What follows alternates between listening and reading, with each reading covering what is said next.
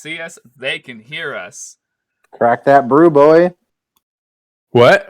You can crack that brew. Boy. We're live. Why would I crack this? I mean, that would I would break the bottle. I can't break the bottle. I want to drink what's inside of it. Oh my gosh. Delicious. Alcohol. It's a Corona. It's not delicious. They're for drinking. Me. You take that back. Wow. This starts very sharp, apparently. Welcome to DisasterCast. I'm Conlan. I'm joined here by our special guest co-host, Mr. Jaden Essie, who's one of my longtime friends. Hello. I am the one with a poor frame rate. And you know what? You're going to listen to my sweet, sweet voice. It's going to be a good time. You do have a sweet, sweet voice. Well, thank you very much. Below me, Mr. Andrew, who is on his phone. Yes. You can introduce yourself. I'm Andrew. Normally I am under a vigilante hood, but today I'm just Andrew. So, hello. Lame. Hi, Andrew. It's nice to meet you. What else do you want from me, okay? I don't know. And Mr. Callumn. Majestic. Hey, guys. Himself. I'm looking really forward to being on this podcast with you guys. I am quite excited that you're here. Yeah. And it's nice to meet you. I don't have to say my name again. Yeah, without further ado, we can begin. So we're going to start off by showing off our logo. I don't know if I told London we were doing this today, but I don't know if he's in the chat because he's just doing this at 10 o'clock at night is our normal time for DisasterCast. But scheduling meant 7, which is fine. Usually, I don't have things to do later after this podcast. It's going to be weird to be buzzed at 9 o'clock at night and having a whole 3 hours left. So I'm going to put it in to the chat. Not the Discord chat. This is going to go into the chat for Nat Disaster, and then I need to do it the second time. I'm just going to throw it into the nest for you, Jaden, just because... thank you. Just because that's a nice chaotic thing. It's because it's too big of a file to put on Discord. That's fucking sick. Oh, it is. Let me switch to it for our viewers so they can see it. Transition. I have all the keys in the wrong spot on this. This is fucking sick. Can they see it right now? Now they can see it. I like it. Guys, are you seeing how fucking sick this is? We don't deserve this logo. Wow, no, we fucking don't. But it's pretty fucking swanky. It's pretty nutty. I love it. I saw London did this in less than 3 hours. Can I just quickly run one idea by you guys? What's up? We could, in the top right corner, Nat Disaster, and then in the top right corner, do season. Yeah. 1, 2, 3. Probably. Yeah, but you could put little images of whoever's in each of the seasons. Oh yeah, we could do that. We might do that. We'll see. We'll see how that looks on thumbnails and whatnot. Yeah, I bet it would look really small, but yeah. But definitely, this is gonna be our new header on our Twitter, all of our other fucking social media. Fucking right. It's gonna look so good. It's gonna make us look way more top tier than the content they're gonna get. That's really exciting. Oh, I've been excited to show this off since I got it, and I was just oh man, I wasn't I got it before last podcast, DisasterCast, but I didn't have time to get you guys on. So I was we just have to hold this back until I can get more people on, because I got that Sunday or that Saturday, that Saturday morning. Oh. And I was I want to show it off, but I need you guys all to get to see it, not have it all hidden. But dude, it's so good looking. I'm so happy. It's just spaced enough that we also can put welcome to Nat Disaster. Yeah. There's room for activity, one might say. Oh, absolutely. It's perfect. So this was done by XX Pulp on Twitter. Our guy who does all of our art. He did all of our character designs. So you guys see our current intro, our current outro, and intermission. He's currently working on other art for us, as well as his own. Poor boy is stressing himself with art. Love that. He does such a great job. Such talent.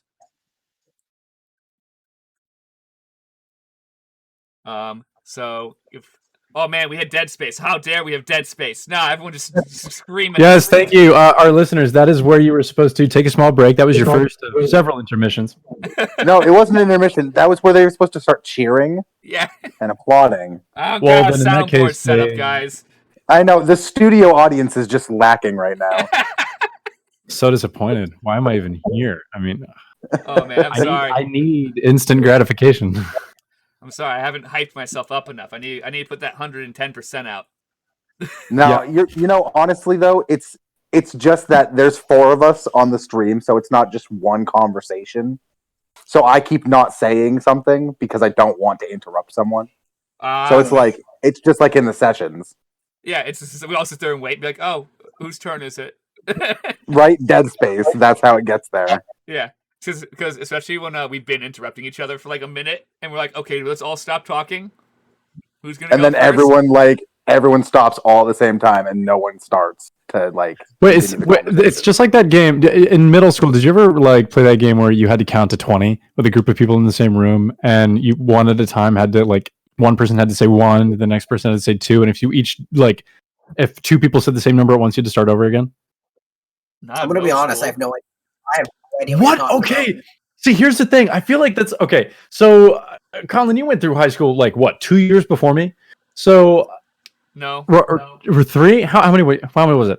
2013. When did you graduate? 2017. So, yeah, math. Okay. Anyways, 4 years. a little bit more than 2. But long story short, like people from your class and stuff never experienced that type of activity, and then like everyone I know, and then also younger, totally gets that vibe. So I don't know what it is. Different You know what teachers. we played? No. You know what we played? What? 7-Up. Yep, 7-Up. Yeah. That was it. I don't think the game that you're talking about was invented when we were kids. You ever play hand tennis? Yep. Yep. Okay. Did you win? I used to I have slap no the hand shit eye out of coordination. everybody. Oh man. Wait, this what is are you great. talking about? Wait, what's hand tennis? Hand tennis? That's when you got hands together with someone and you start slapping them. Oh! Okay, yeah, I used to slap the shit out of everyone. When Yeah. Conlan said he didn't have the right hand-eye coordination, I was like, how do you fucking miss that though? What you I'm can't incompetent. wait, you can't ever miss your hands like if you clap. Have you met me? I have trouble holding things. All right, you got me there. I could be holding a Do you ever have to flash drive. stop and then- walking to like start typing on your phone or something? I drop my phone like every day. What? That wasn't what you were trying to say. What's up? No. Do you ever have to stop walking to like Oh, text or chew or? Absolutely, all the time. Like for quick text messages, no. For if I realize I need to like type 2 sentences, I'm like, I should pause. I'm gonna walk into something. Right, or I'm gonna fall down the stairs or break my ankle. Yeah, I'm like, this is more than like a quick okay or yeah, sure. Beyond that, I'm like, I should not do that while doing something else. That's why sometimes you guys get text messages that make no sense. It's because I'm doing something else or trying to text you. I shouldn't do that. you just So- get gibberish when I do that. Yeah, honestly, I'm the same way. Do you mind if I You can start Talk your about my- announcements real quick. Oh, I'm so excited. I need to actually So, open up guys- the damn chat. Now that our esteemed disaster master is taking a hiatus to bolster his love life and personal life And mental health. and mental health. I mean, but both of those things come from the other thing. So Yeah, like absolutely. he's making himself better, so he's taking a break. As such, I don't want us to not be playing as a group. So I have Same. taken it upon myself to write up another world for us to play in. So without further ado, I will tell you, and this is the going title of the campaign, is Reign of the Draco Reign of the Draco. What?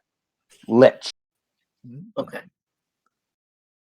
So the world, like it's an archipelago of like a Like the Orange fuckload of Islands? continents and a bunch of islands, and like several larger continent masses. It's called Arameneth, and it takes place in the Sophotron Sea.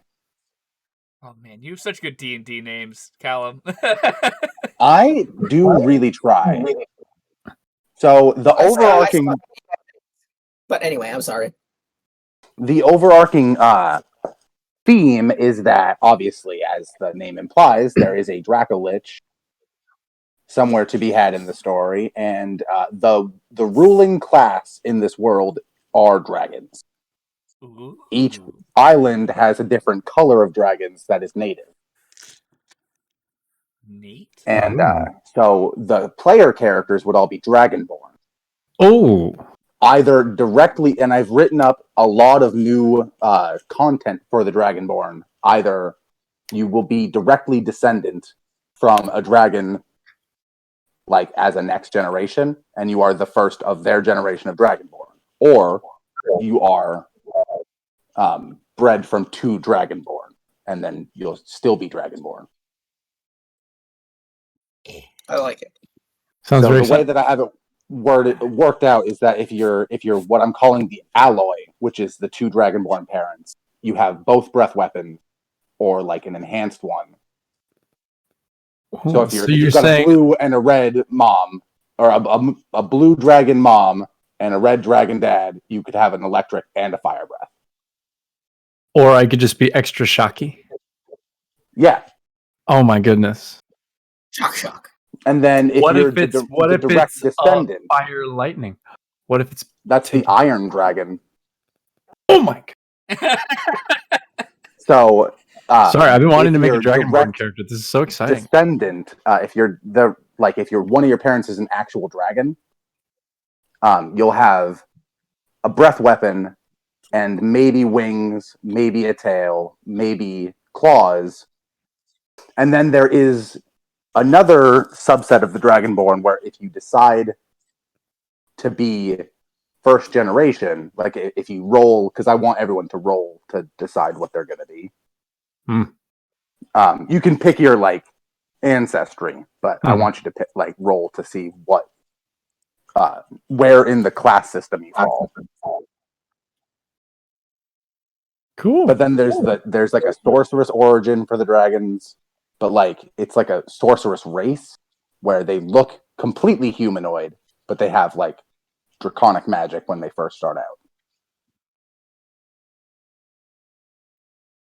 And I wrote up a whole class for the Dragonborn. They're called the Draco Knights, and they're like the barbarian meets the sorcerer. They're very fun. I'm looking for people to playtest that. So yeah. Jaden's like, do I have the time? I think I might. I think I might. I just came.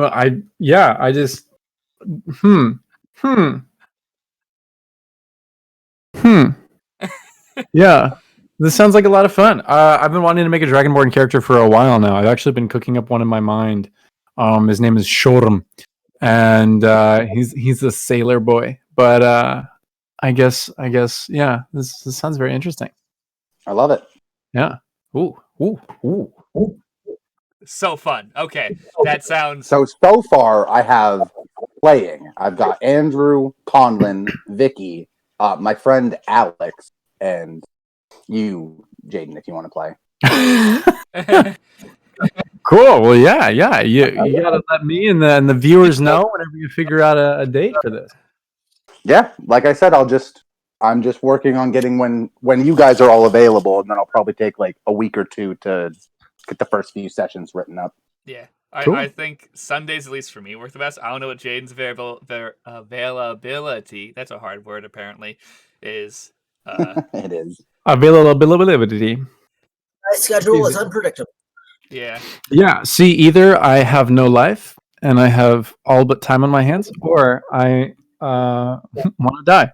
But it's okay. I think I'm going into a section pretty soon where I'll have no life, and it'll be great. Oh yeah, because you have I'll fill final it. projects and stuff for school, which is gonna be stressful. And then after that, you're like, "Wow, it's summer." Yeah, exactly. Yeah. Okay, well, I think we'll very, very written, not in stone at all, written on like a dry erase marker while those kids around at kid height. Maybe Sundays you'll see us coming back in a little bit. We'll say tentatively probably sometime in May, realistically. Yeah. Yeah, I think honestly it'll probably be closer to June because that's when I'm moving. I was thinking late I just May bought a at house. the earliest. Yeah. But that's actually one of the things I wanted to let you guys know as part of my announcements. I just bought a house. So we won't be able to do in-person sessions all the time. But at least if you guys ever come to visit, we can do sessions in my house. Exciting. Yeah. Congratulations, property owner. That's exciting. I know. It's big boy stuff. And like I feel like a little boy. That's insane. You can build a pillow fort wherever you want now. I'm going to, honestly. Like my wife is investing in curtains right away because I probably will walk around completely naked everywhere. Hey, this is my space now. See, I don't need to wear clothes. Yeah, just let everything air dry. It's great. That's honestly how.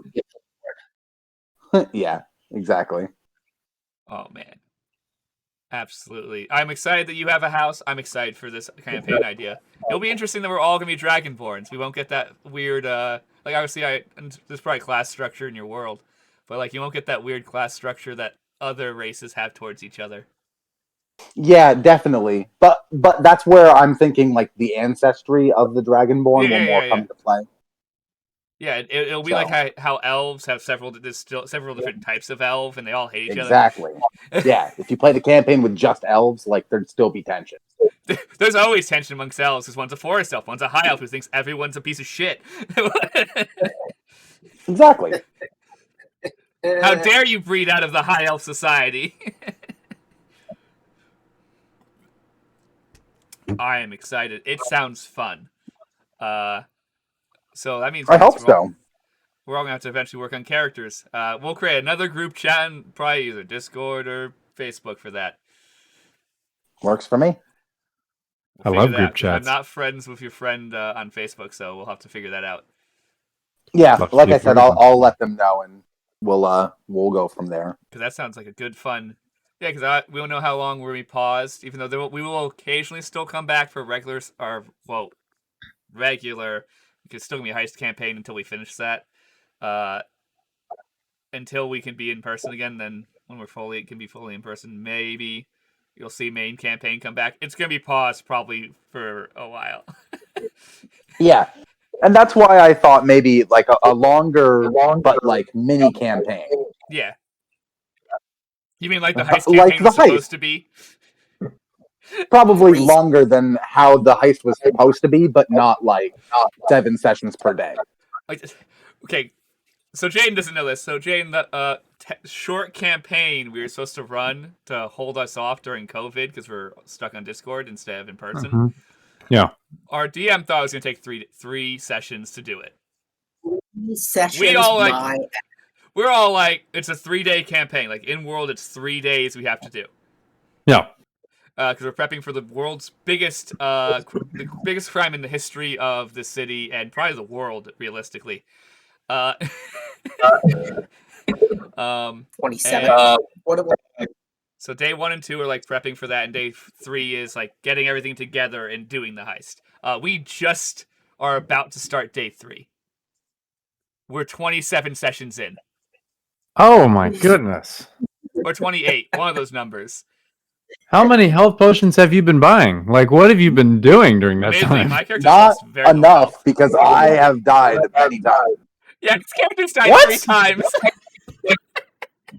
in the span of 2 days. Wait, wait. So did you just get down and rezzed, or did you did your character die? Downed and rezzed, except for once. I failed all of the death saves, but then Brian wrote me back in. Okay. Another NPC used the Oh crap! The spell paladins learn to resurrect people. Revivify. Revivify. I just could not Yeah. get. Yeah. See, I knew that. I'm not at that level yet. It's okay. I'm still lay on hand. I still just touch people. That's okay. Yeah. Well, it's 'cause Touching you play people is the paladin, so you best should know. medicine. Yeah. I can smite them though. That's fun. Ooh. Imagine slapping someone with a smite, just smiting them in the face with a slap. Like you take just enough levels in monk so you get a pretty decent damage die for your martial arts, and then just smite people with your fist. Well, it's because they count as weapons at that point. Exactly. Yeah. Your weapon attacks are your fists and feet, and you could just smite on every one of them. See, like Flurry of that's blows with a smite. That's a great mechanic, but then also like from a narrative standpoint too, like what I love about the gnome is that oftentimes when I'm playing with so many people, they forget about his height. And so always, I have never once actually attacked someone above the waist. It has always been below the belt. Well, yeah. We're talking feet, can't reach knees, above the belt. groin. I have never, and that's been on purpose. Like, because of course it's right in front of me. So I'm going to go for what I can reach. You want to slice someone's legs off at the knees? That sounds like it'd be fun. No, I have bitten Have a you couple of ever- kneecaps though. Yeah, that's what I was going to ask. Have you ever bashed someone's kneecap backwards? Yes, yeah, I've got a hammer, and boy, it's been fun. Yeah, I have a necklace of toes. That's pretty cool. Yeah. I do want to let you know, Jaden.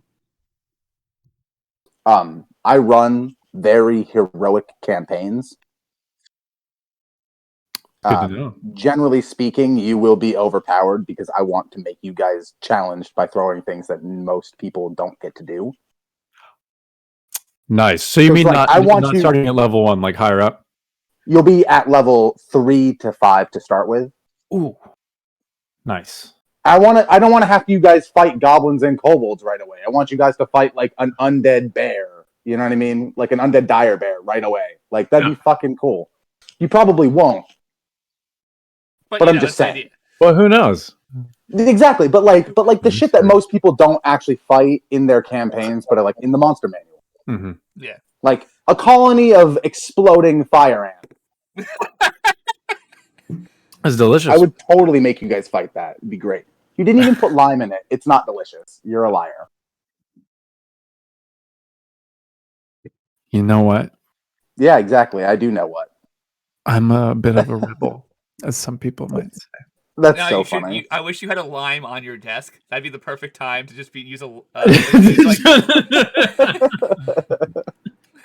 You know what? I may not have a lime, but You're trying to find some kind of prop, aren't you? I have Allegra. So you know what I don't have? Allergies.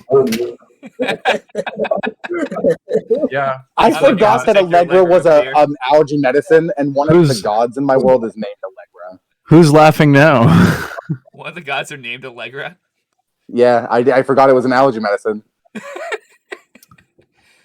I'm gonna laugh It's every a great time you one. say It is that, my man. favorite. Oh, Non-drowsy. man. Yeah, non-drowsy indeed.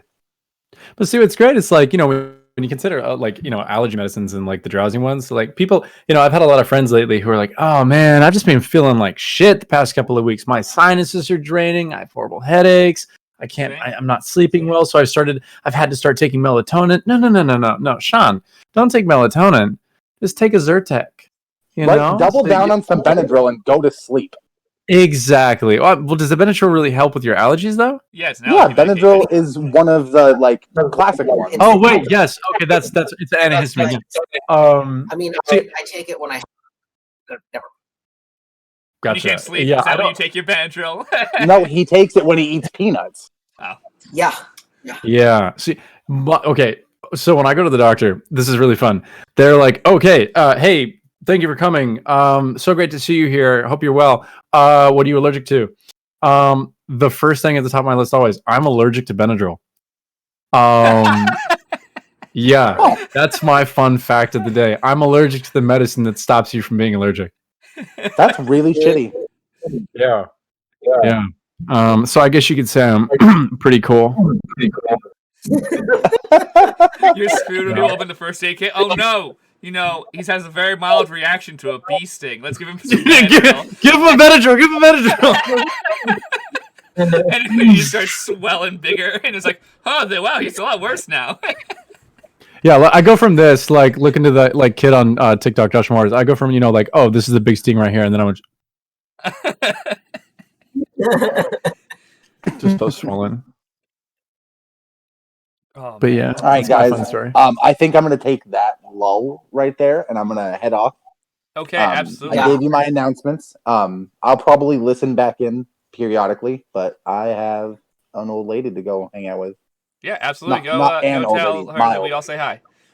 Yeah, I will. Yeah. All right. I'm guessing you Bye, also guys. have to head out, Mr. Andrew. You said you had to hang I out with do. friends. And I'm going to eat dinner as well. Okay, well, hope your Have a good friends and dinner. you have a great time. Enjoy Thank you. your talk, guys. Absolutely. Me and Jaden will. We have so much. It's going to be great. If there are any questions love it. about my campaign that I can answer while you're on the air, just text them to me. Yeah, I will do. Or if we think of them, we'll send it in Discord or whatnot. I will text them to you directly, and you're going to look at your phone. It's going to be an unidentified number. You're going to say, who is this? And I will say, it's me. But then you're going to say, that doesn't tell me who it is. Who is this? Honestly, if that was the case, I probably would know it was you. Like, Who I knows? don't know you, but you've got that vibe about you. Yeah. It's me. Jaden is Good night, Mr. guys. Chaos, which is great. You're going to fit in Good perfectly night. with this group of D&D players. Oh, yeah, absolutely. Amazing. It's going to Oh, be good. I will see you Bye. guys later, Mr. Callum and Mr. Andrew. Have great nights. I love you all. Love you too. I love you too. Even though we just met, I do love you. It was an instant connection.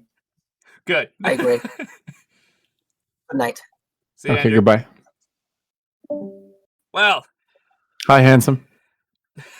Oh.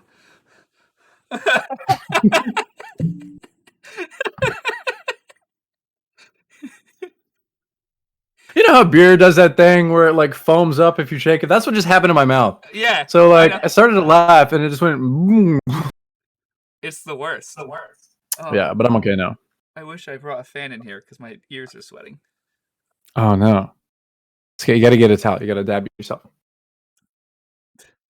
If only I had a towel lying around. In reality, usually I have a fan sitting here, but right now I'm not moving my camera. But instead I have another computer monitor. You know what? That's okay. Wipe your ears on the computer monitor. It'll dry if it's warm enough. Come here.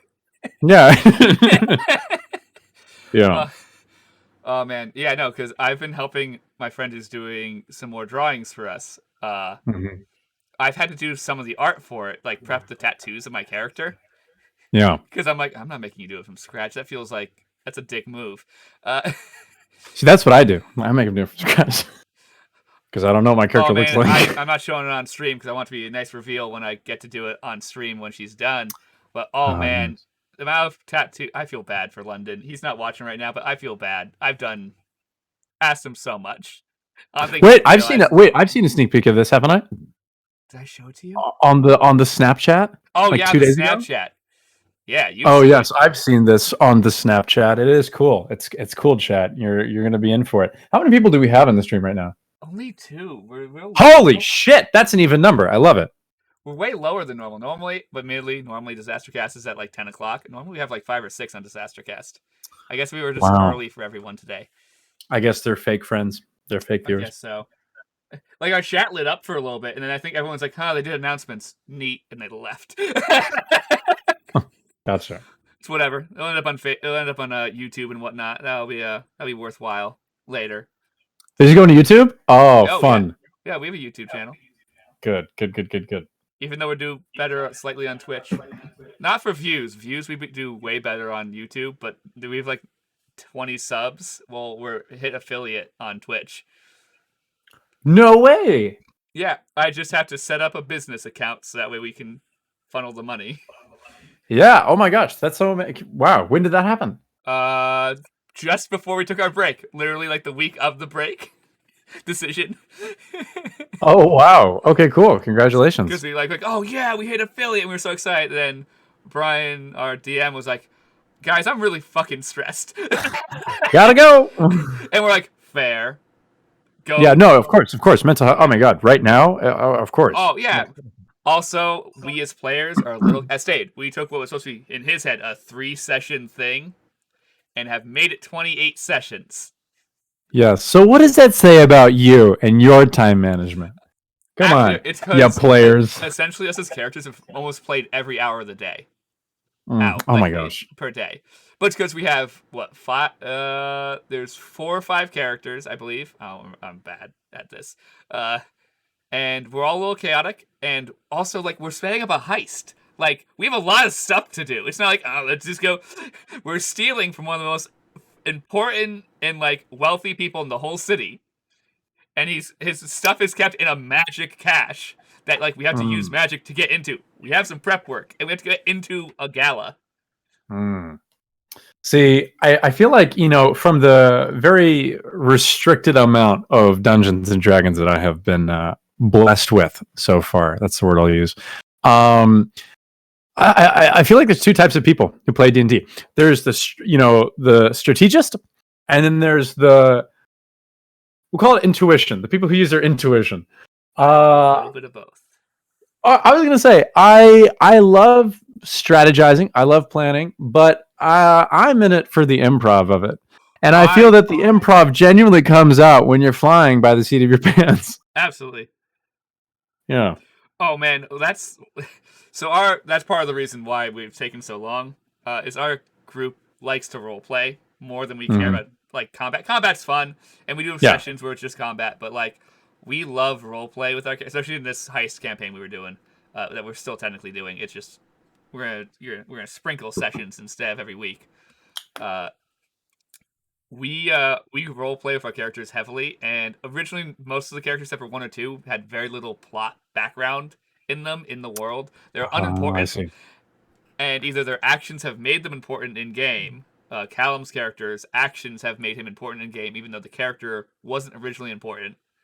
My character was important, and she has a lot of important story implications for the story that we're playing right now and for the main campaign story. Because what we do right now affects our main campaign. As totally different characters. It's really interesting. That's fascinating. All one world. Yeah, call it a DNDCU, Dungeons and Dragons Cinematic Universe. That's essentially what our DM has created, and it's very fun. That's cool. We even did a module that became part of. We did a module when the COVID first hit, because it's not gonna be that long. Fuck. Humor. So we did we'll do like a little mini series of this like module he bought for Humblewood, and we ran 10 sessions of that, and it was fun. It was great. And then we're like, this is gonna take longer. We need to prep for a longer campaign, and then we decided to do the heist. But we mixed the Humblewood campaign also into the same universe again. Those characters have now moved from Humblewood into Brian's world, because that's just who he is. Yeah. So we've each are all playing like 3 or 4 characters in that world. Nice. Well, sounds like a good time. It is. Callum's world will be in a different universe, which is fine. To be excited to do see someone else's brain, because I can't predict Callum's brain is hard. My friend me and my friend Creevy, we've been friends since freshman year, and have been very close since then. So I can sometimes predict where he's going and be like, okay, cool. I shall counteract that choice that you've already made. or is it one of the situations like, I know you've made a decision that you don't even know you've decided on, you know? Yeah, I know you well enough that you haven't... You may have outsmarted me, but I outsmarted your outsmarting. Yeah. And he hates when I do that, and he just glares at me. I'm just like, what? You're predictable. Yeah. Sorry. We've been friends for, oh god, so what, that's 2009? Wow. That's a long time. Yeah, a period of time. Well, any friend you keep for over 7 years, you're almost guaranteed to be lifelong friends with them. Yeah, I actually just read about that the other day. So I've cut out every single one of my friends. No, I'm kidding. That was a choice. Like, wow, everyone's nearing that 7-year mark. Fuck it. Yeah, no. So it's like, hey, what's up, John? How's it going? Oh, wait, how long is it? It's 7. Oh, it's been about 6 years. Yeah, man, it's been so long. Yeah, listen, we can't be friends anymore. It's just too long. Yeah, could you imagine if someone actually did that? Like, oh my god, like, That would be the funniest thing. I would respect them. I'd be like, reasonable. I'm a terrible person.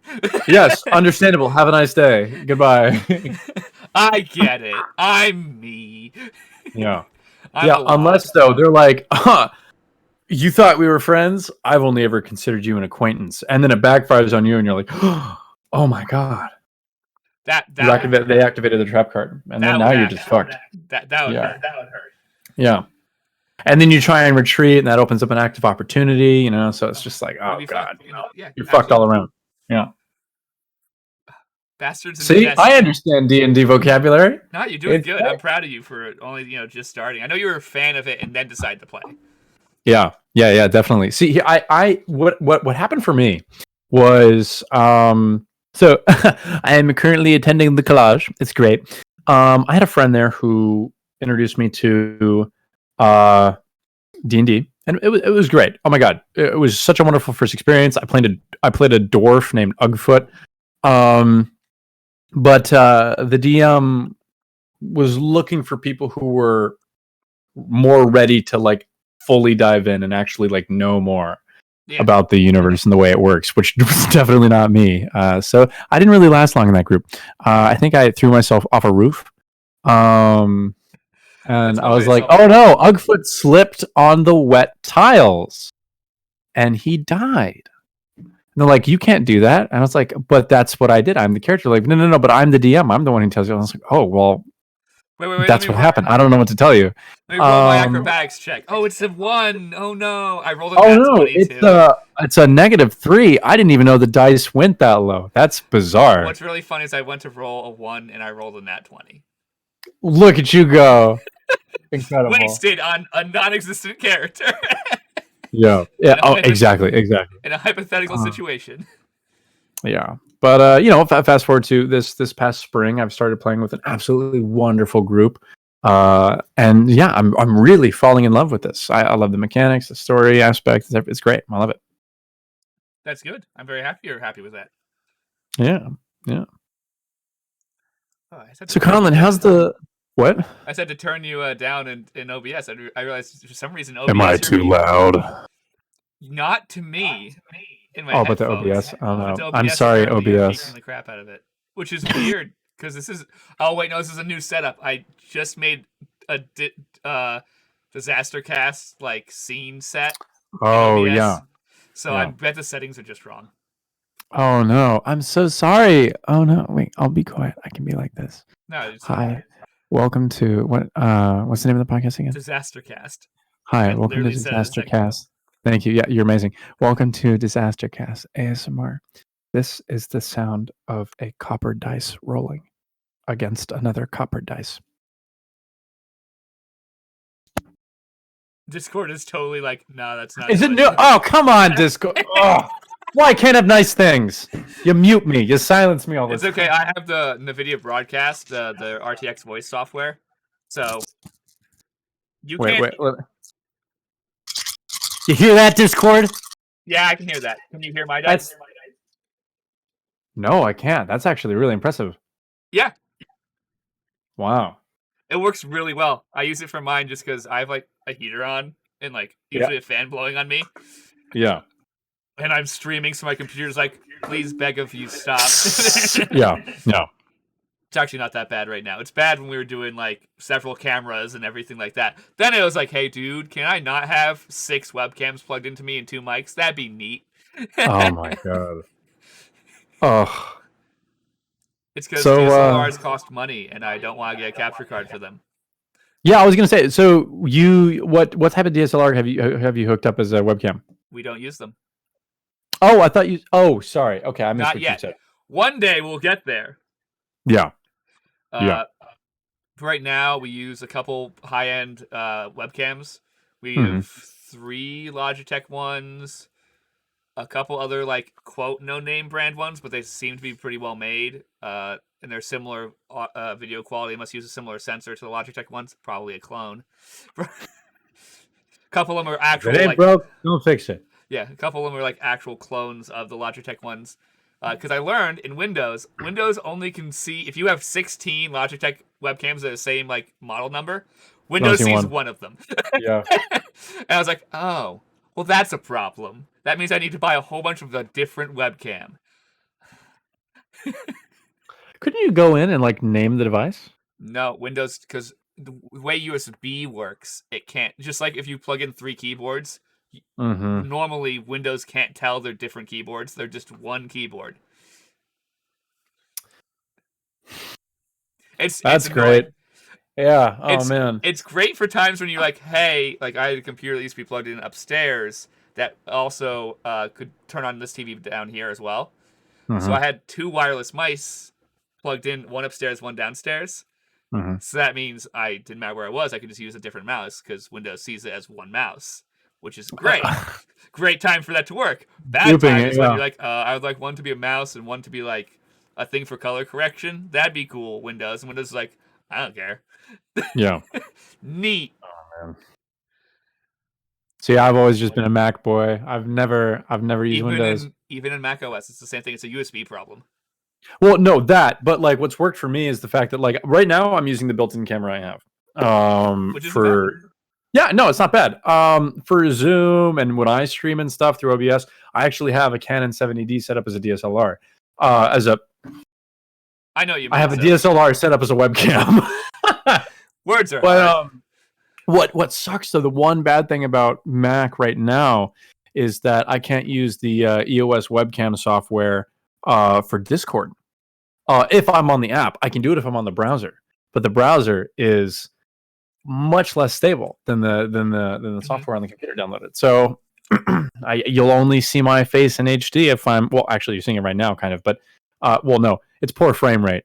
On my side, it looks good, but that's just because the internet's just like, oh man, you're not that bad right now. I think now we have less people on the call. Discord's having less of a. We push. We're the kind of people who push Discord to go like, I hate you guys. Gotcha. Yeah. But oh man, with all the tech we've been like, I have. Okay, so we got new mics. I'm gonna walk only a couple feet because my mic's over here. Oh yes. I'm we're going on an adventure. Yeti just because it's a streaming computer. Who gives a shit? It's me by myself. I only need one mic. Yeah.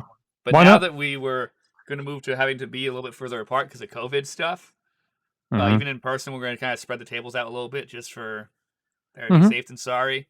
But that means you can't run USB mics because they all have lag time between each other if you plug them into the wrong USB port. Saying, I have learned. Because then you get echo. And now we have these beautiful Audio Technica, with a AT235s. We have 6 of these.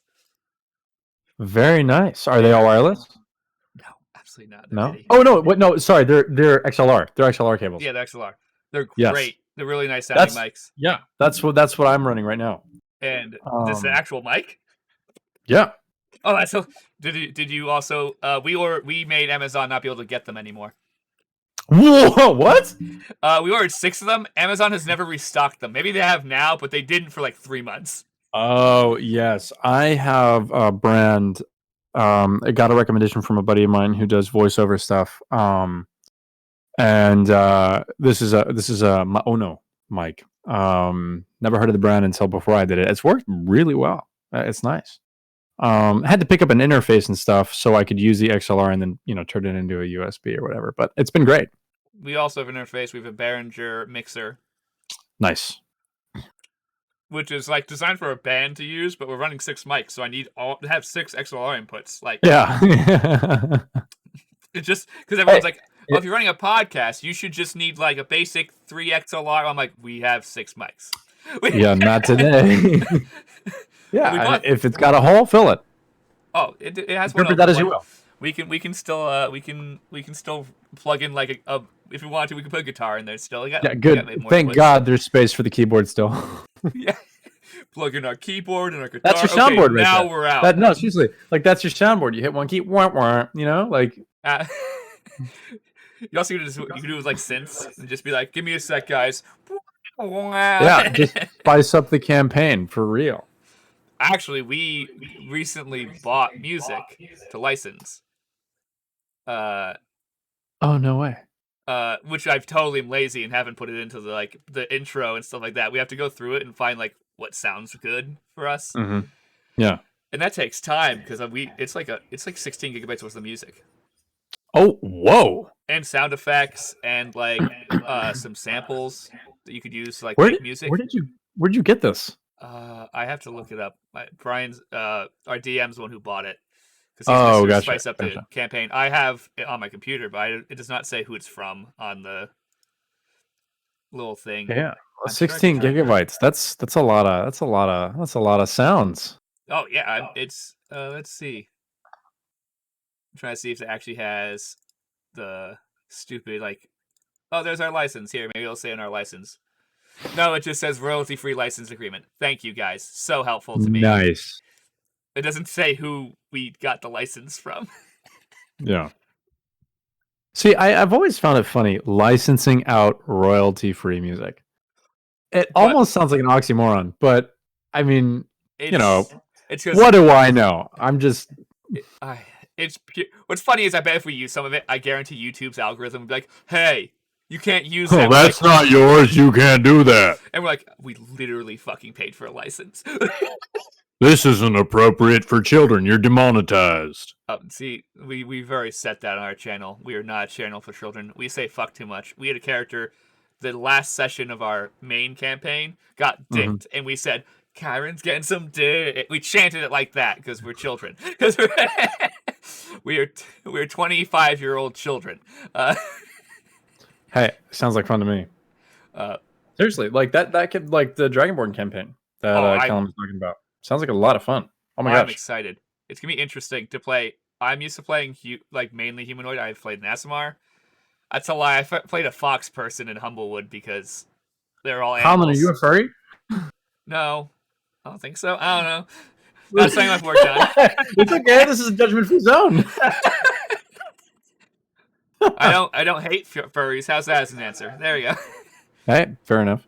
But yeah, continue. I'm worried Casey's just hearing half of this conversation. I don't just like yeah. If she hears nothing else, it's I don't hate furries. They never do anything wrong to me, you know. So there's mutual understanding, you know. Oh man. Well, it depends if she's actually listening to our pod. If she's listening to us on Twitch, or if she just has it up. She's not listening to us. She's on her phone. No, I am listening. Oh, okay. So she heard us. Okay. Hi. She's our one viewer. Where'd everyone go? We started off with 6. Wait. You ready for a magic trick? You gonna add another one? I can do a magic trick too. Actually, I'm on, and it doesn't count. You know it. You ready for this? Are you gonna comment in the chat?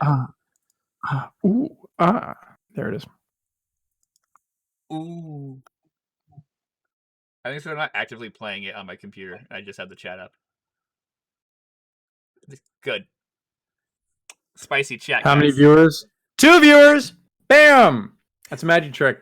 First you had 1. We hit affiliate, so I don't care. Like we got approved for affiliate. We got an email and everything. That's exciting. Oh my gosh. I was like, wow. That's just how it works. Really cool. Raking in the money. Yes, I love my tens of pennies. Hey, 10 pennies can get you a lot at Denny's. But that's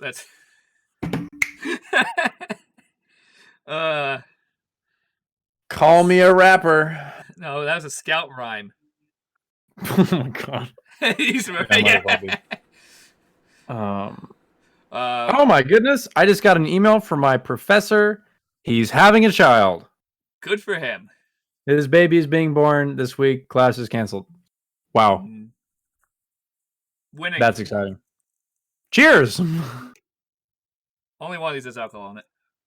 Yeah, which one? Gatorade. What? Wait, okay. I saw you with the blue bottle earlier. No, what is this one? Oh, it's very wet. All right. See, here's the thing. I have never. Gatorade. Good to know. So I guess actually Gatorade mixers are pretty smart because you get the electrolytes and stuff. You're rehydrating yourself as you're dehydrating yourself. It's genius. It's net neutral. Yeah, they always ask you these questions. What came first, the egg or the chicken? I say, why not both? Yeah. You know, you gotta hydrate yourself as you dehydrate yourself. Is that your Bernie Sanders? No, that's what? That's my Jaden S. Are you kidding me? That's my impression of myself. This is what I think I sound like.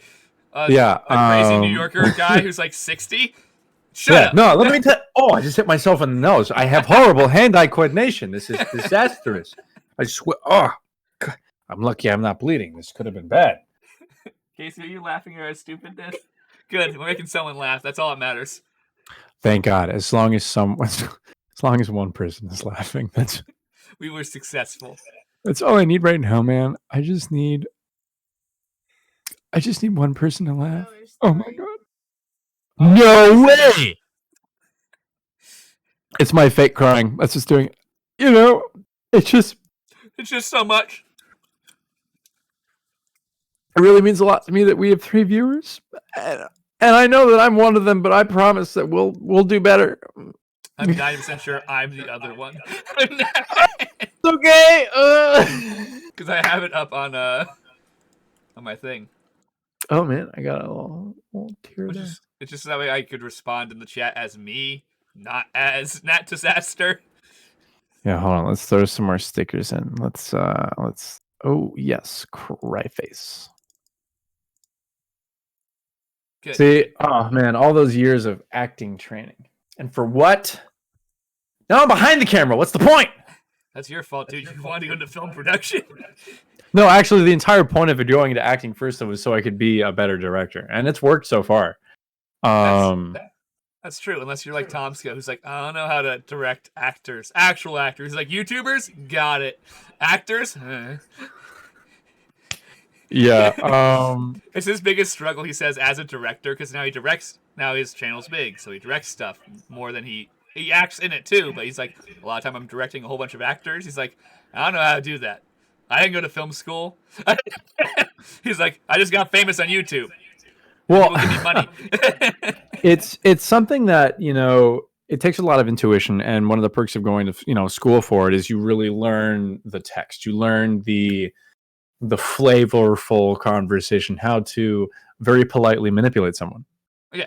Right? Because in film school, one of the first things you learn is that the term directing is a huge misconception. You're not actually telling them what to do. You're instead asking them about their process. You're asking them about their questions, about how they feel about the piece. So you're guiding them through questions, really. And so, that's a great takeaway from school. But then, that's something you can naturally learn as well. It's a position that is something you can gain. You build tact as you go. Yeah. I think that's where some YouTubers who now direct content and never went to film school, there's honestly, I just kind of became a famous YouTuber and I didn't have a plan beyond that. I made some dumb anime. Hey, I made a meme and now I'm in Hollywood. How did this happen? Yeah. Well, wish it happened to me, but it's okay. I'll make it happen one way or another. Hey, one way, whether it brings force through the system or memeing, it'll work out. Yeah. Well, that's why I like, of all weird things, I never thought I could be an actor until I played D&D. Oh, yeah.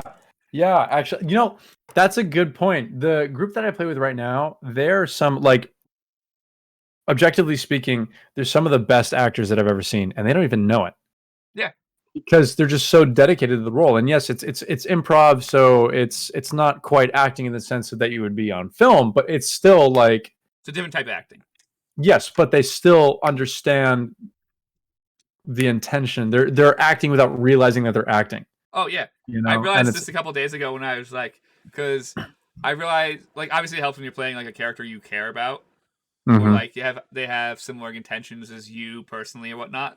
That's my main character in the heist, Rain. Even though I'm playing a woman, which is a totally different thing for me, a cis white male, to play a woman in a campaign, Yeah. But we have similar intentions of wanting to save the world, quote, feelings of the world can be better. I hope I can guide it.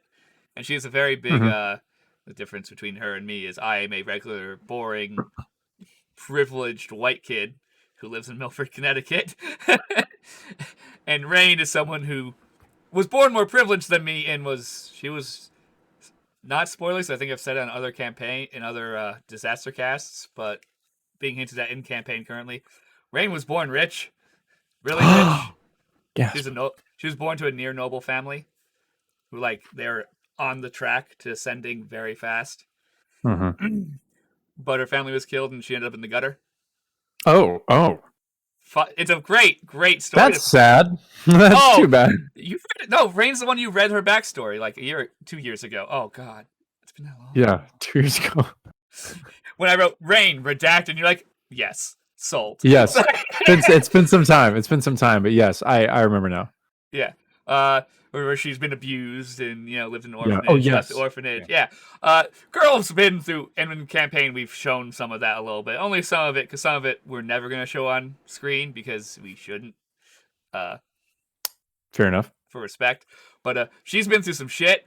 But that means that she still has that want to save the world complex a little bit.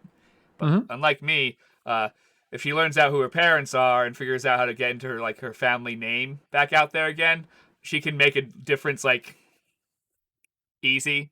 Well, I can't, so that's why I play it through Rain.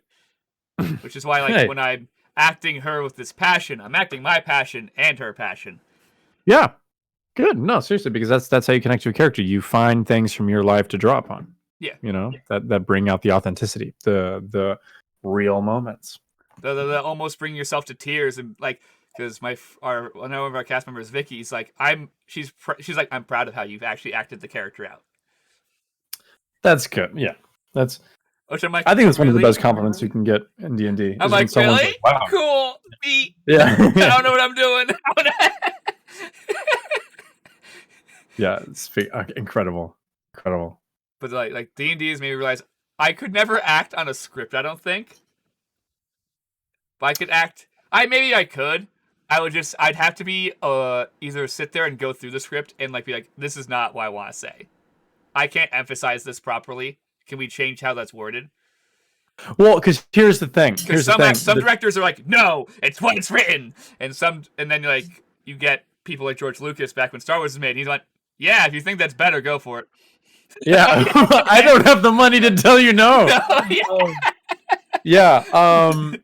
But no, see, the trick is if you get if you have a script and you're like, wow, this dialogue is this makes no sense to me. So long as you understand the core point of what's being said, yeah, absolutely, you can come in with your subtext, say what you really want to say through those other words. Yeah, absolutely. Well, that's why I like playing my character Rain. Is she loves theater and the act the act of not just normal actual theater, but political theater. Because in the arena, yes, especially in medieval times, politics is theater at that point. Because there's a king and a queen, they're in charge. But everyone else who can kill each other, because stabbing the other person's allowed at that point. So you get to have that nice bit of layering on a threat without threatening openly, and layering on subtext. Oh, it's so. I love playing that. Rest of my friends get annoyed at me because I'm having way too much fun doing that, and it's drawing out the session. And then there's me, who's having a great time arguing with this other important, powerful character in the world, and I'm throwing little jabs at each other of oh yeah, poor girl, but more subtle than that. How would you? Wait, Conlan. So do you? Okay, I have a question. So when you talk about your character interactions, right? When you're when you're in the game and you're playing, when you talk about your character interactions, do you say what's name of your character again? Rain. Rain. What do you say? Rain does this, or I do this? It depends on the context. So, Rain stabs this person, or Rain walks up to them and says, "Hey," or do you say, I stab them, or I walk up to them and say, "Insert character voice"? I do. It depends on how in the role I am that day. Usually, Oh, that is more determinant of it. if I'm like been like being Rain for a little while, I will say I.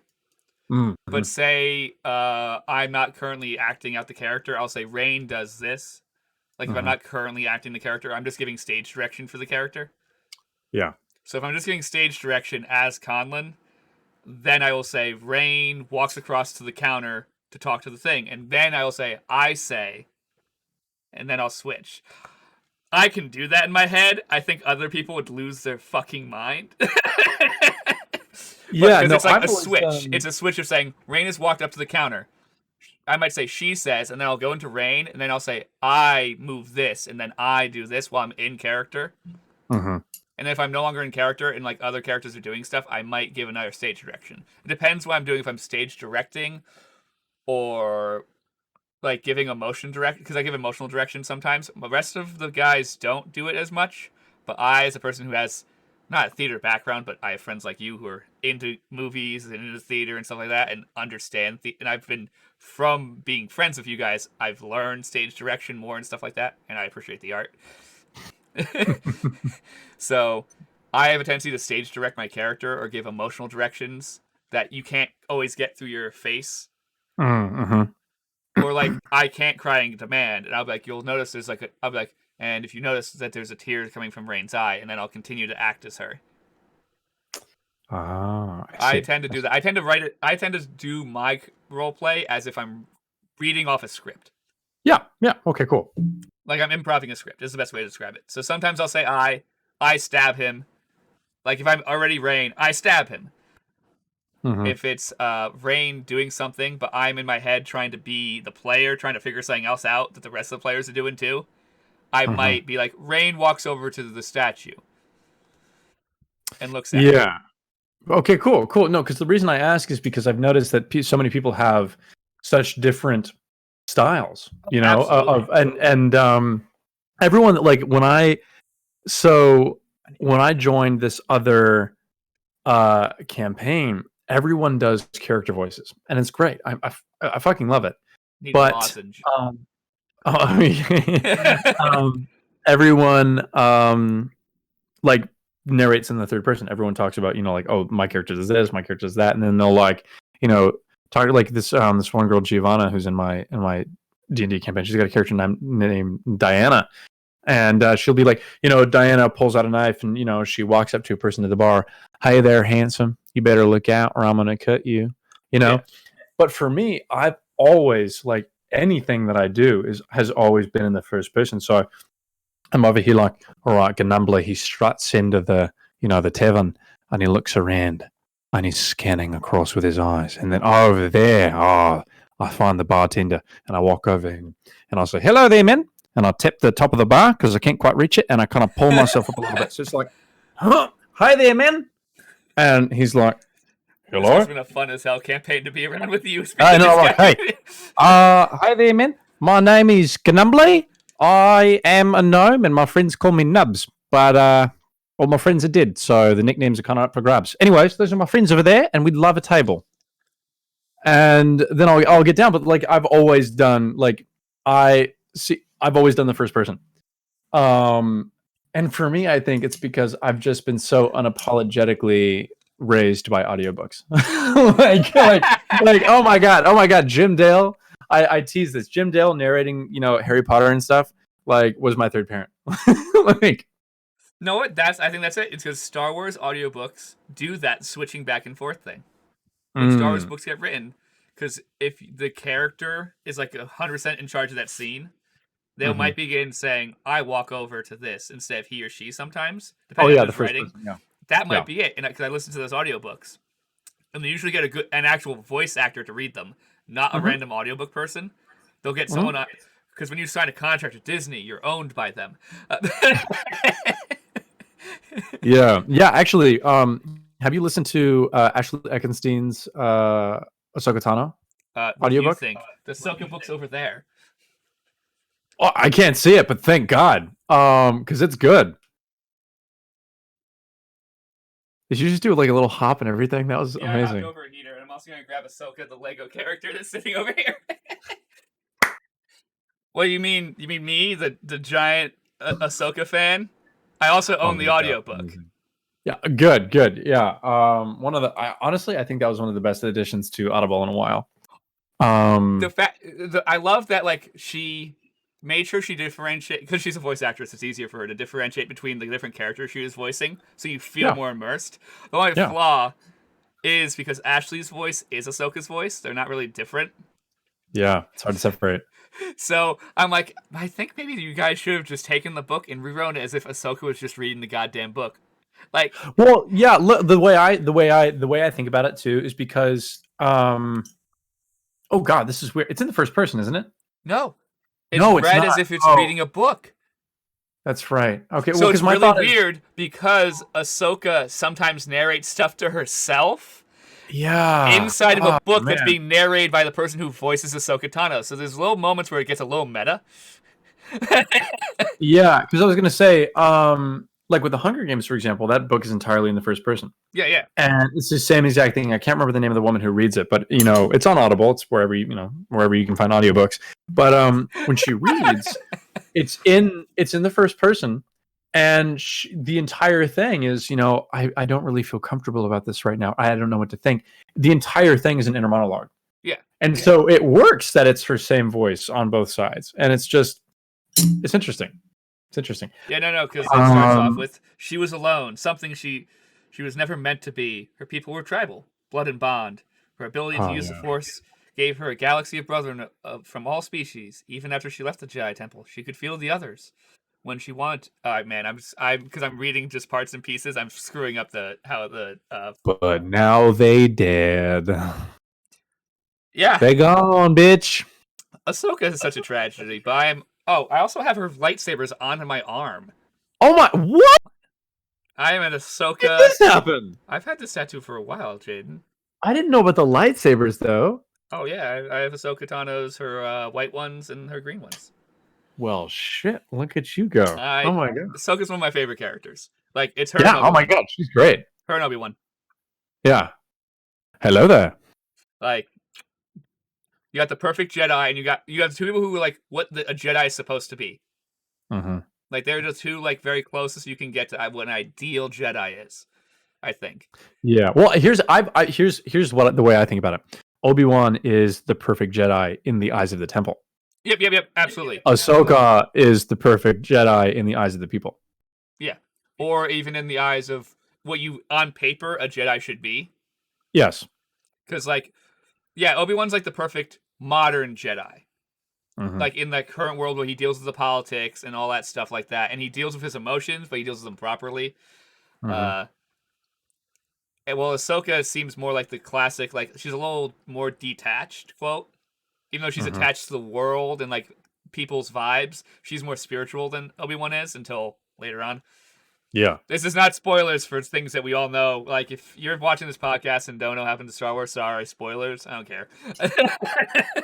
Yeah, I mean, what's wrong with you? How do you not know this, Casey's the only person she's losing interest because she hasn't seen Star Wars. That's because flashy light's bad for a person with epilepsy. That's fair. Casey, listen to the audiobooks. Audiobooks, yo. Oh, man, like, have you listened to, what's it called? The one Claudia graded for Leia. No, I haven't. Oh, you should. It's so good.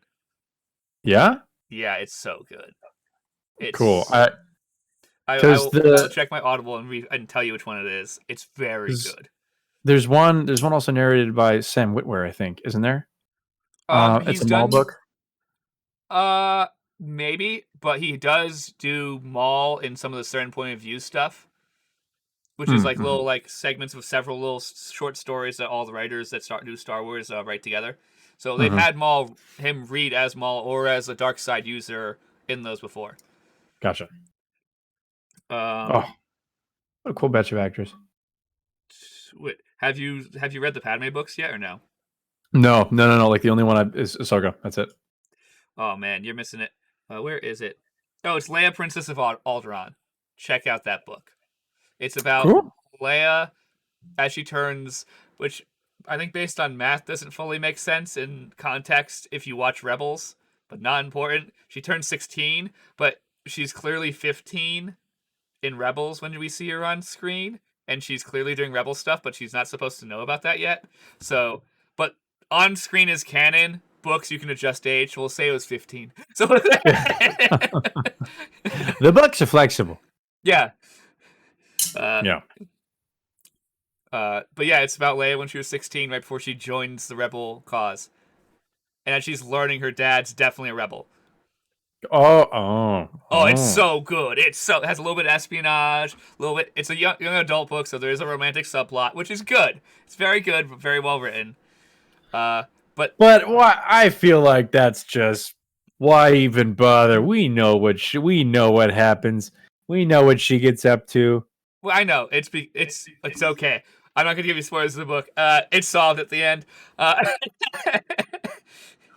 Because obviously she's single in the movies. Yeah. Oh, but it's very good. Claudia Gray, great, amazing writer. She also did Awesome. Master and Apprentice, in another Leia book,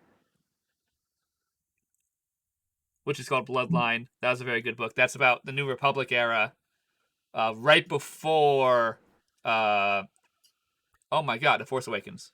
Right before it happens, it gives some context of how the First Order begins to exist, or has been existing and whatnot. It's very good.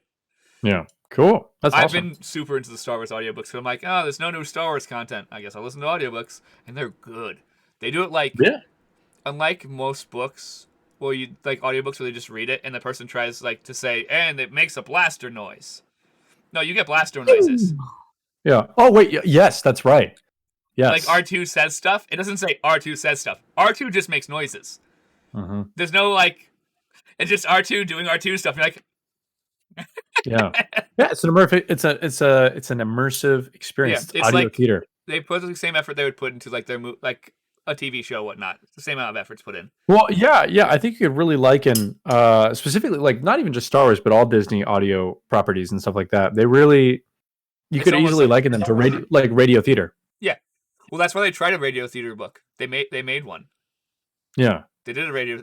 I didn't like it only because I watched so much content about those characters. I'm like, I'm bored of them. You should have chosen something more interesting. Wait, what characters? It was more about Count Dooku. It's called Count Dooku Jedi Lost. And it's like an audiobook. It's like a little theater performance. They had several voice actors and stuff like that doing it.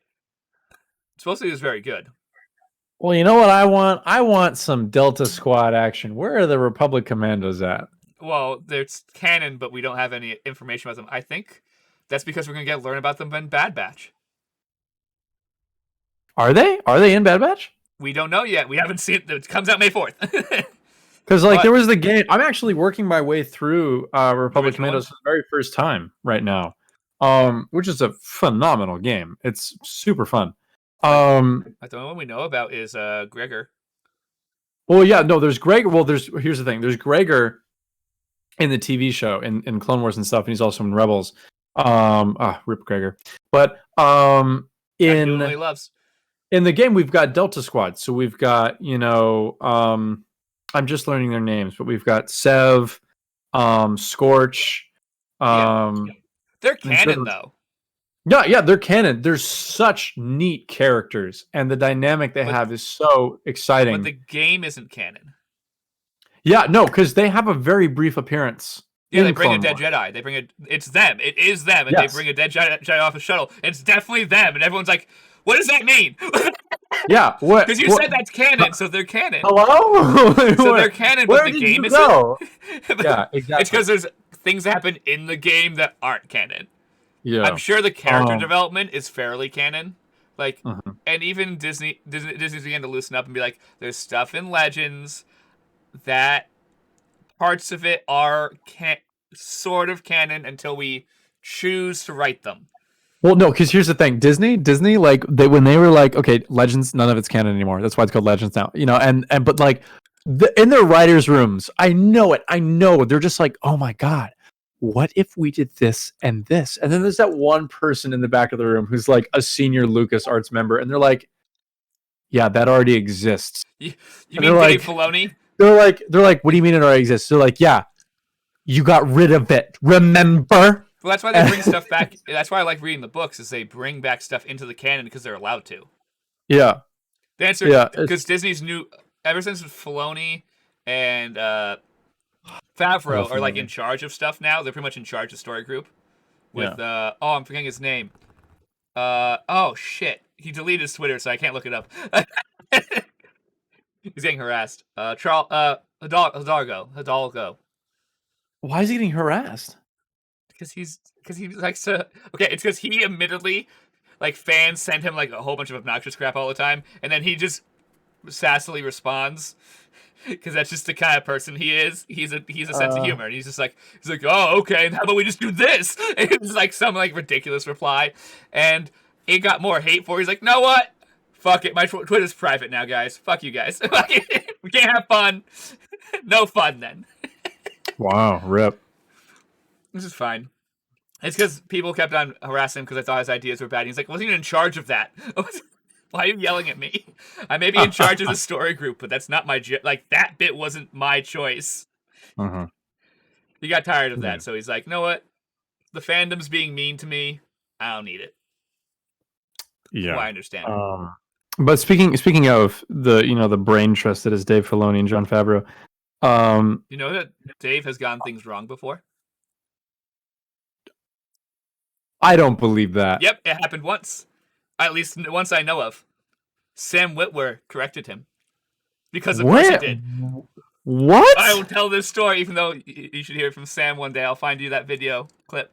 So they're recording when he was brought in to voice the Sun during the Mortis arc. Spoilers for a show that's been out for a long time. You remember he was voicing the Sun, and they were doing the voice recordings, and when they did Clone Wars, everyone stays in the booth, regardless if it's a recording or not. Just so that way everyone's like can feel the vibe and stuff like that. So that way they can feel their characters better, what like the choices and motivations. And there's something mentioned where there's a voice line where Anakin says, "You've never met Padme," to his mother when he sees her in a vision. And Sam kind of just raised his hand and was like, "What the heck are you talking about? They met in episode 1. Oh my gosh. And Dave's looking at the script and was like, damn it. You're 100% correct. I guess we have to rewrite that. That's hysterical, though. Oh man. But usually he doesn't screw stuff up. But to be honest, if you're writing such an overarching like story like that Star Wars is, like Star Wars is so big, messing up every once in a while is yeah, it's gonna happen. It's gonna happen, and it's okay because like George there's not did a all the single fucking person, time. Yeah, there's not even a single person who can raise a lantern to him because like I don't know if so during after the first season of The Mandalorian came out, they had that directors roundtable, special feature. Did you watch that? I watched clips from it from stuff I cared about because I haven't seen Mandalorian because Disney Plus doesn't work on my computer. Rude. Interesting. I know, it was really pissed when Clone Wars came out and I couldn't watch it on my computer and I had to set up a different computer to watch it. That's weird. It's an bizarre. audio issue on my computer. Not important. Continue. Oh, God. Okay, yeah. Anyways, they're talking about Star Wars and like the deeper subtext of the series.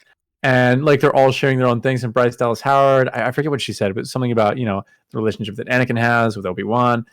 And something about Anakin not having a father figure, or how like the concept of parentage. They're really like talking about how fathers it's really great to brothers and sisters, blah blah blah. Brothers, sisters, but then also like the Mandalorian being a father figure to Grogu, little Yoda, and Dave Filoni like doesn't even like he doesn't go into the pool. He jumps off the fucking deep end with a 25-pound weight tied to his ankle so he can like go all the way into the deep tissue of Star Wars. And he like breaks down the Duel of the Fates for 15 minutes. Oh, I saw that. Yeah, I watched that. Yeah. Everyone like it's great to listen to him, but watch everyone else around the table who are all just like what the fuck? What? How like, do you know that? It's because he was the apprentice of George Lucas. That's why. Yeah. Yeah. There is no always one two there are. No more, no less. Yeah, exactly. It's literally the same thing. The two, and that's why like I feel like Story Group at first, like when Disney first took control, even though like at first they're like, oh man, Dave, yeah, you can work on stuff, but you shouldn't be in charge of everything. And Dave went, I was literally hired to be in charge of Star Wars. I was hired to be George Lucas 2.0. Like, yeah, what do you mean? That's my entire life. Everything. That's it. That's the rest of my life. You didn't buy LucasArts. You bought me. yeah, He bought me, Dave Filoni. Yeah. And the other stuff Yeah. that came along with me. Yeah, but can you like, okay, his name was put in the ringer to direct the sequel trilogy. And they're like, "Nah, Dave can't do it." It's because they... Well, also, do remember Dave was working on multiple animated projects at the time. I don't fucking care. Can you imagine? Can you imagine? Well, can you imagine if Dave just went through the script? Yeah, okay, that too. If he had a hand on it in general. Because, like, to be honest, I love episode 7. Like, I think it's really good. I think The Force Awakens is a nice, simple, good plot. I don't think it's perfect, but it's pretty good. Oh, good, the bots are here. Great. What? Twitch bots. Check out check out the chat. Oh my gosh. Wait, what? They're asking you, do you want to become famous? Oh god. Hell yeah, I do. By followers and views. No, because that's how you get kicked off of Twitch. Oh my gosh. We should try it. No, all of ours are genuine people. I know a lot of them in person. But back to my, like, I think Force Awakens is a great film. Mhm. Is it the best Star Wars film? No. But is it good? Yes. It's a good film. I think it stands on its own and in part of the lore. It's good. I've minimal qualms about it, except for maybe some like character choices. But whatever. It was actually caused more because of filming issues, not because of writing issues. Mhm. I like Episode 8. Do you like Episode 8? I like Are we episode 8. controversial people? Are we the bad people? No, Last see, Jedi here's- is. I think it's beautiful. Yeah, okay. So visually speaking, Last Jedi is the most stunning of Oh, the yeah. Star Wars films. Narratively, I have some big issues with some of the narrative choices. But as far as Luke goes, I love how that's one of the like strongest debates of the film. I think the way his character was handled was brilliant. I think that's Because the biggest it argument. can't Good, always- At least we agree on that. That's the most important argument. Because yeah, I have some issues with the Cano bite arc. That's a little. The fact they don't use the little boy Yes, anymore. yes. I have issues with that purely because I'm like, you guys had a great idea. You just executed it not where you should have. Yeah, no, because here's the thing: like people just wanted more of what they already have, but you can't have that because No, that's not that's Star not Wars. how That's real not Star life Wars. works. Yep. That's not how a story works. They have to be different. They have to grow, and they have to be dynamic. Yep. And he did. He changed to what we originally knew him to be at the end of the story. Yeah. But yeah, it's Luke was handled perfectly, I think. Well, man, I haven't even seen The Race of Skywalker because I know how much of a fucking dumpster fire it is of a film, and I know there's great concepts in it, but like, I'm like, guys, watch it for Billy D. Williams. Yeah. And his 5 lines. Yeah, I probably will eventually. You owe it to Billy D. Williams. But like, I think The Last Jedi was great. I do have some issues with some small stuff. Yeah, whatever. But overall, good film. I love Luke. Luke in that film, great. Every scene with him is great. I think, in my opinion. Like maybe him milking the cow thing, that was a little unnecessary and weird. But no one. No. But like, I'm like, that was very Star Wars, so I can't be angry at it. Yeah, it was like shit. That's the blue milk. Like, yeah. I was like, weird, but like, eventually we had to see that. But like, oh man, the Race of Skywalker, making Rey not a nobody makes me angrier than anything else in that film. I think it demeans who she is. Like, okay, here's the thing. I see the idea of why they did it. I think the biggest insult to Lucasfilm in general, though, with this whole sequel trilogy, what the main issue is that they went in without a game plan. They went in without a 3-film structure. Yep. And that's absolutely insane to me. Like, this is the biggest franchise ever. How do you what? do that? How do you not have a story?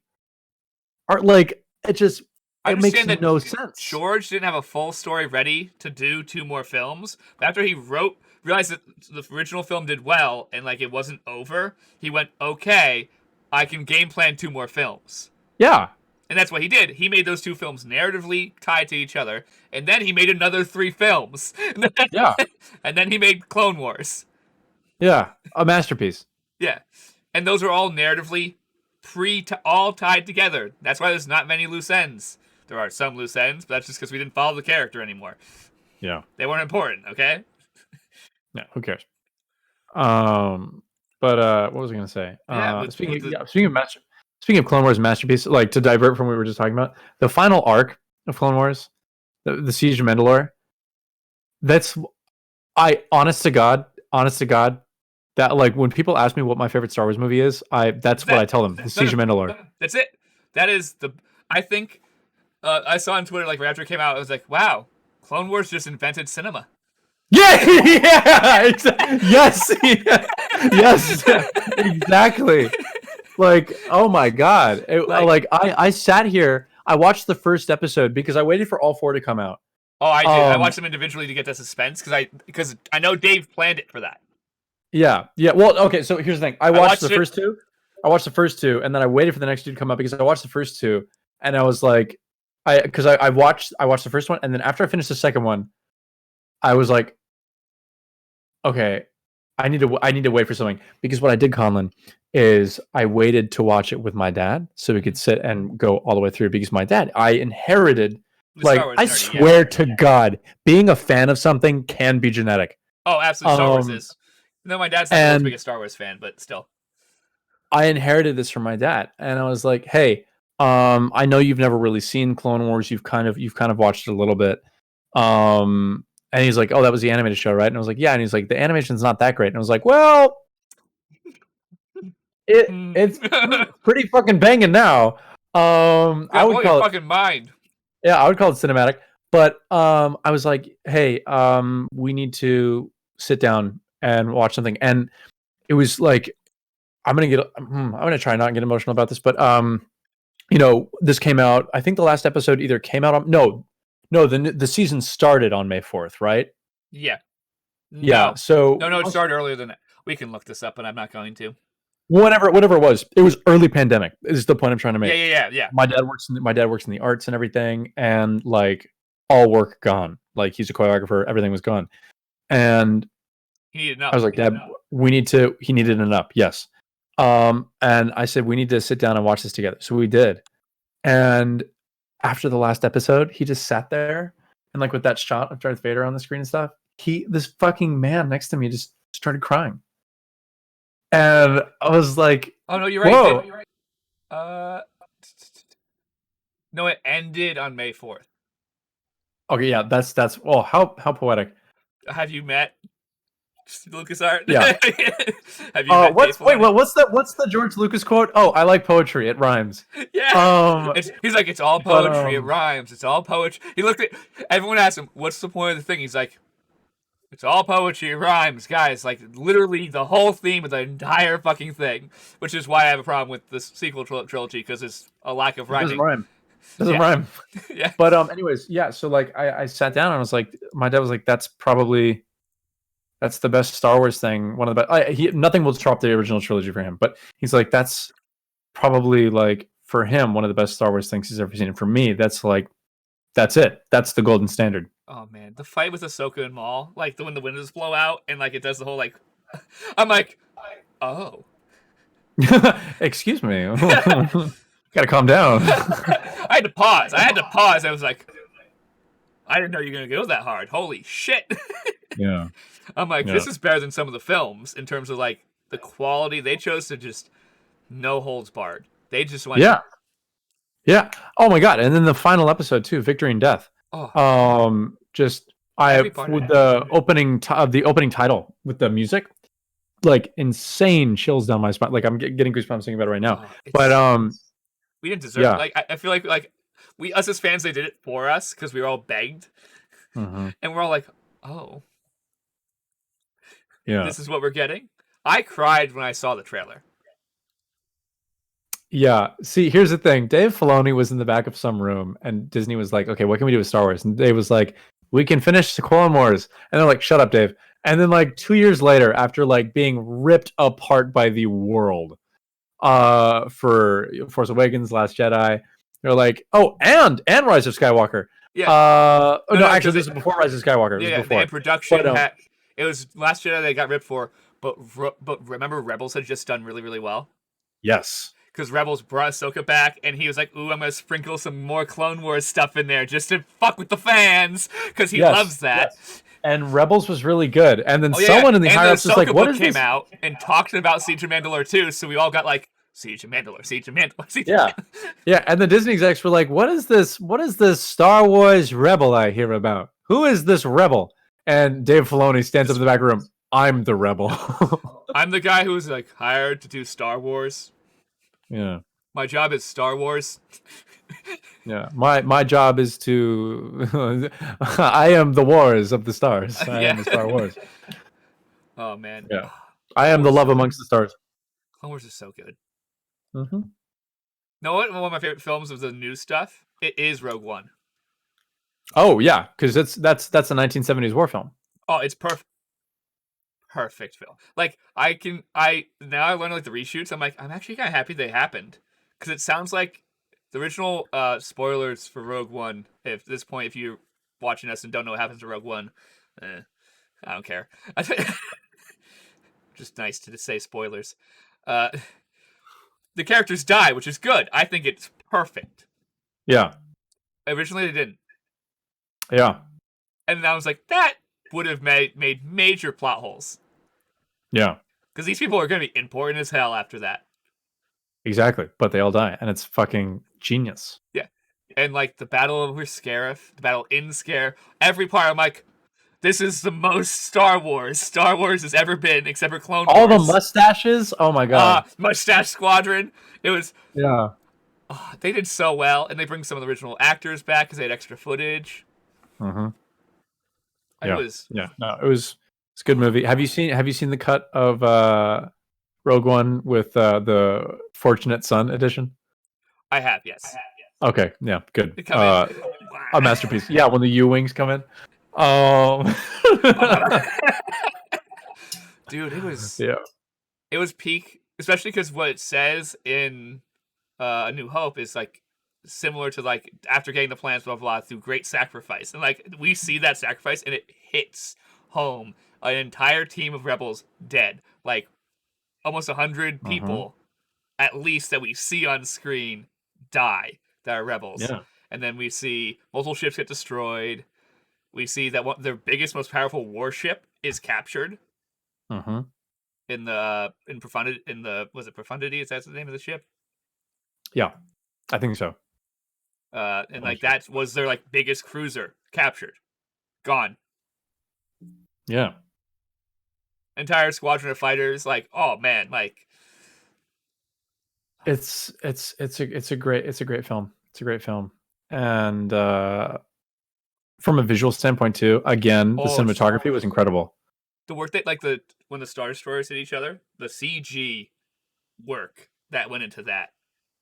Mm-hmm. Yeah, it's a gorgeous film. It's a gorgeous film. I mean, actually, like my favorite shots of the film are in the very beginning when they visit Jyn Erso's father, and they go and pick him up. Oh yeah, it's so good. The aesthetic. Oh, it's so, and the way like the little bit of wind and everything, and then you have Krennic and his he's such an aesthetic. Yeah, and it's wet. Yeah, damp, just covered. And then the next time we see him, he's also soaked. Yeah, exactly. It's great. Yeah. Oh man. What a great podcast. What started? This is a D&D podcast. Now here we are talking about as Star it Wars. said, we are a D&D podcast that sometimes talks about D&D. But I can bring it back to D&D to talk about my character Rain. Oh yeah. He's inspired by Jyn Erso. Oh. That little bit of like person who's lost their family and is stuck being a criminal. Mm-hmm.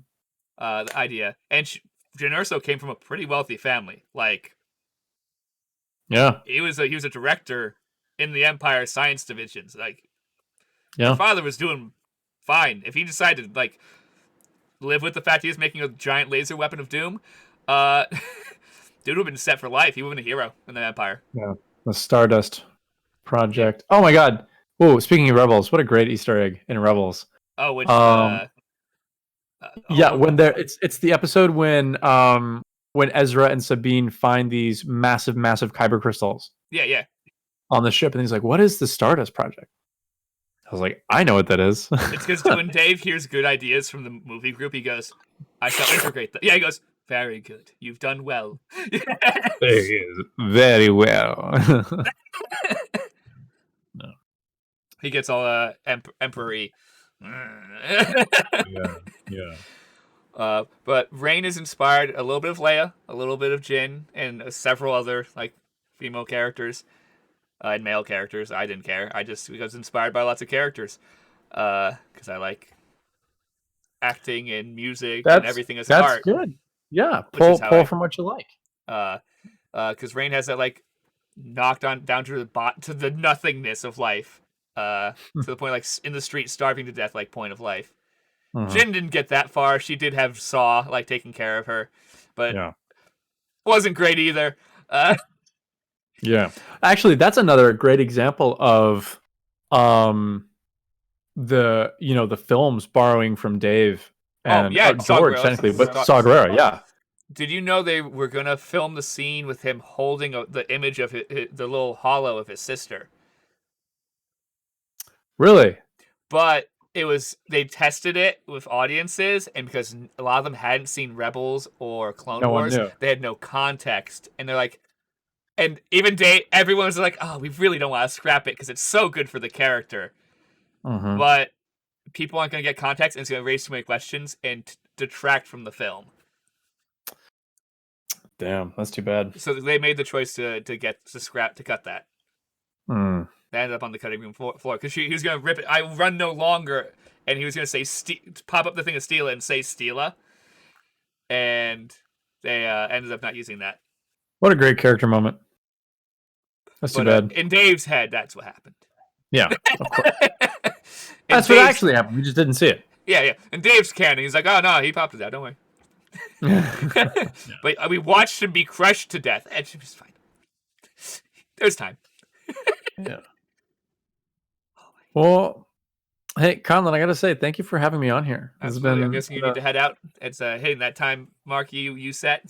I have a violently early call time tomorrow. I understand. So you have to take care of yourself.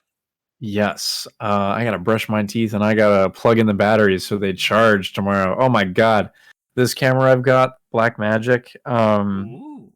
It's no. It's great. It produces a beautiful image, but the way it eats through batteries is actually disgusting. Like, I cannot believe I bought that to do that. Like, but it's okay. Well, you got external battery solutions you can look into, but then you have to rig up the camera. Exactly. Which I love. I love giving my camera a body, but at the same time, it's just like, oh, big battery costs money, you know? Like, yeah. The other option, if you got the power adapter, there are like electric inverters that you can plug it into. That would have bigger batteries that you could swap out and still have the battery on it, so that way you could, while you're swapping. We can talk about that off podcast. That's unimportant right this second. Yeah. That's a production issue for later. Yeah. Thank you, my friend. It was a pleasure being here. I hope that the newcomers or anyone else who watches this video, you accept my presence. Hope to be back someday. You did a great job. Thank you so much for being here. Thank you for being my co-host and letting me be nerdy about Star Wars, because some of my friends are not as big as Star Wars nerds as me and you are. It's okay. With me, you are heard and you are seen. Yep, I've been valid. I've been made valid. You are valid. Ooh, he valid. Ooh. Let me prep that. So, good night, everyone. Thank you for watching DisasterCast. In theory, even though I don't think a lot of people watch right now, we gained followers, so now at 5 is we're about to leave, of course. So it says on my screen. Oh my gosh. Amazing. Always happens. If you're watching right this second, in theory, next week you will see DisasterCast 14 go up on YouTube finally, because I'm totally backlogged on those. This is 17. Oh my gosh. Well, we were keeping a buffer for a while, so that way if we missed a session, we just release a DisasterCast. And now I need to lengthen them out, because we're only doing a DisasterCast. Then we need to release a video during the DisasterCast is every 2 weeks. So I need on the odd week to release something, so now it's gonna be DisasterCast. So now I'm gonna run out of them is the problem, very shortly. But thank you for watching, guys. Thank you, Jaden, for being on. Of course. Hopefully we get to play actual D&D sooner or later. Maybe Jaden will even join us. But watch out on our Twitter and our Instagram for announcements. Mainly Twitter. That's where I do most of the announcements because I'm in charge of that now. DisasterCast in 2 weeks. I don't know who's going to be on. It'll either be Vicky or whoever else is free. I don't know. We'll see. I'm not in control of that. But thank you very much for watching, and good night. Goodbye.